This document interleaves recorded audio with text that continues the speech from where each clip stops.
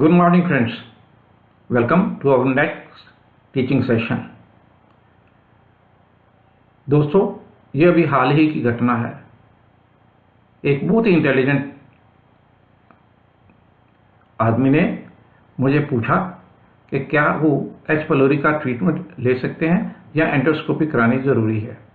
Friends, a very intelligent person came to me and asked me whether it is important to undergo endoscopy for the diagnosis of H. pylori infection, or he can directly take treatment for H. pylori.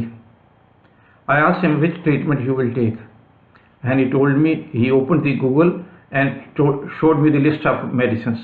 I told him, how will you choose the medicine out of these? Who will help you to choose the medicines? And you do not know which medicine out of these you should take. Then I told him that the right way is to know whether you have H. pylori or not. दोस्तों, ऐसा ये बहुत ज़रूरी है कि हम जानें कि हमें बीमारी क्या है। अगर H. pylori है तो उसका ट्रीटमेंट लेने की ज़रूरत है, अगर नहीं है तो उसका ट्रीटमेंट लेने की बात बनती नहीं है। आप सोचिए कि आपने H. pylori का ट्रीटमेंट ले लिया और आपको इम्प्रूवमेंट नहीं हुई तो क्या कहेंगे कि H. pylori नहीं था या H. pylori जो है वो ये दवाइयाँ H. pylori पर इफ़ेक्टिव नहीं थी। इसलिए पहले ज़रूरी है H. pylori का पता किया जाए, फिर उसकी सेंसिटिविटी देखी जाए, फिर उसको प्रॉपर ट्रीटमेंट दिया जाए ड्रग्स चूज़ करके। एक और बड़ी इंपॉर्टेंट बात है कि H. pylori का ट्रीटमेंट जो है वो 4 या 5 दिन का नहीं होता, वो 6 से 8 हफ्ते तक मेडिसिन खानी पड़ती है, तब जाकर ये इरेडिकेट होता है। H. pylori हमारे लंग्स, हमारे स्टमक की लाइनिंग मेम्ब्रेन में रहता है और वहाँ ब्रेक्स क्रिएट करता है जिनको हम अल्सर्स कहते हैं। Friends, H. pylori resides in the mucosa of stomach. It produces breaks in the continuity of mucosa, producing ulcers in the stomach. Now, what we are concerned at present is a little more problem, and that problem is that the contents of the stomach normally do not go back. I show you here in a diagram. See this diagram. Closely see, the patient's hand is on the breastbone. I hope you can appreciate the patient's hand is on the breastbone. He is having discomfort in this region and he is putting hand there to highlight that his problem is this.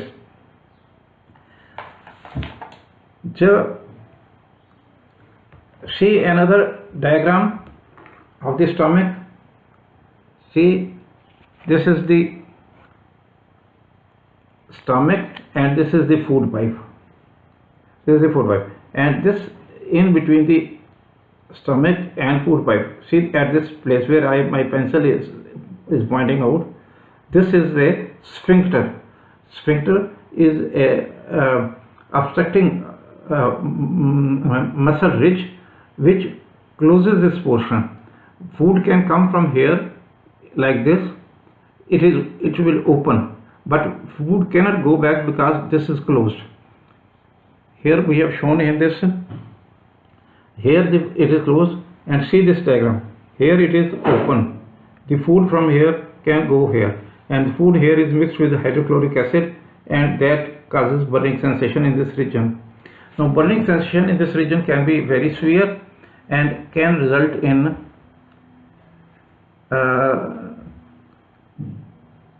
mimicking like heart attack.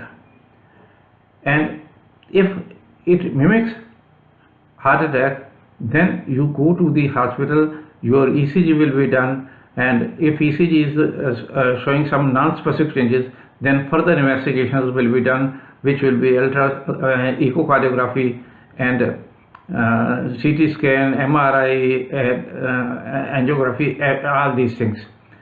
So to avoid these things, it is better to undergo endoscopy and get the biopsy, culture the material, see if the H. pylori is positive, and see the sensitivity if the medicines are sensitive. Then give the treatment to this thing. I am surprised and reminded of a case 50 years back when I was doing my internship in Rohtak, and we went to the city to meet certain people and there a boy who had come from a village was staying there for study in a college. He developed fever and requested the landlord to call a doctor, and he said that he will pay the fees.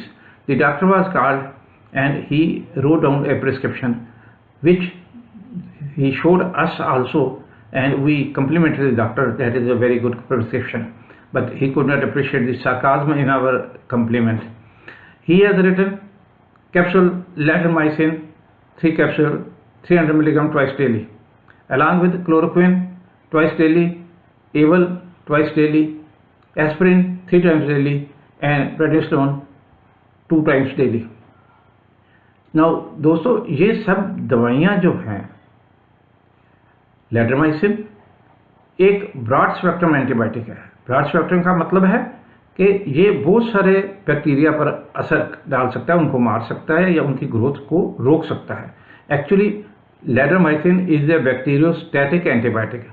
Bacteriostatic उसको कहते हैं जो bacteria की growth को रोकता है, और bactericidal उनको कहते हैं जो बैक्टीरिया को किल करता है।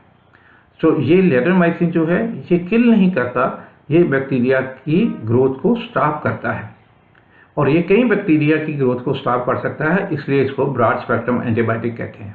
उस टाइम पर ये बड़ा पॉपुलर एंटीबायोटिक था, यह लेडरली कंपनी द्वारा मार्केट किया जाता था और हमने इसका बहुत इस्तेमाल किया और सक्सेसफुली इस्तेमाल किया। सो इस डॉक्टर ने एक एंटीबायोटिक लिख दिया कि कोई भी बैक्टीरियल इन्फेक्शन होगी तो इसका रिस्पॉन्ड करेगी। उसने साथ ही क्लोरोक्विन लिख दी कि अगर हेपेटाइटिस होगी, अमीबिक हेपेटाइटिस होगी, तो वो क्लोरोक्विन से ठीक हो जाएगी। साथ ही उसने जो है वो एवल लिख दिया कि कोई एलर्जिक प्रॉब्लम होगी तो वो भी इससे ठीक हो जाएगी। अगर उसने साथ में एस्पिरिन लिख दी जिससे फीवर डाउन हो जाएगा, और उसके साथ प्रेडिसोन भी दे दी कि जिससे उसकी भूख भी खुलेगी और फीवर भी डाउन होगा। दोस्तों, अगर इतना ही आसान होता ट्रीट करना तो हर कोई नेट पढ़कर कर लेता, पर यह इतना आसान नहीं है। It is not as simple as people think. Giving broad spectrum antibiotic, giving antihistaminic like Avel, giving chloroquine tablets like this doctor did, and giving aspirin and prednisolone is just making a cocktail of things and befooling the patient. We must understand the rationale behind the treatment. Chloroquine is used for the treatment of malaria. It is recommended by the WHO, but the dosage is in a different way, not 1 tablet twice daily. If it is amoebic hepatitis, the dose is different, and now we have much better medicines than that, but that time we did not have all those medicines, and moreover those medicines were not used in the domiciliary treatment. घर पर इलाज करने के लिए वो दवाइयाँ इस्तेमाल नहीं होती थी, घर पर इस्तेमाल करने के लिए क्लोरोक्विन ही इस्तेमाल होती थी। सो इन दवाइयों से पेशेंट की तबीयत सुधर भी सकती है, नहीं भी सुधर सकती है, और हमें पता भी नहीं चलता कि पेशेंट ठीक हो गया कि नहीं हो गया, और अगर नहीं हुआ तो क्या ये ट्रीटमेंट फेलियर था, क्या ये दवाइयाँ इनइफेक्टिव थी, या हमारा डायग्नोसिस ही गलत था। इसलिए ये ज़रूरी है कि हम इन्वेस्टिगेशंस करवाएं और ठीक ढंग से कराएं, ज़रूरी इन्वेस्टिगेशंस करवाएं।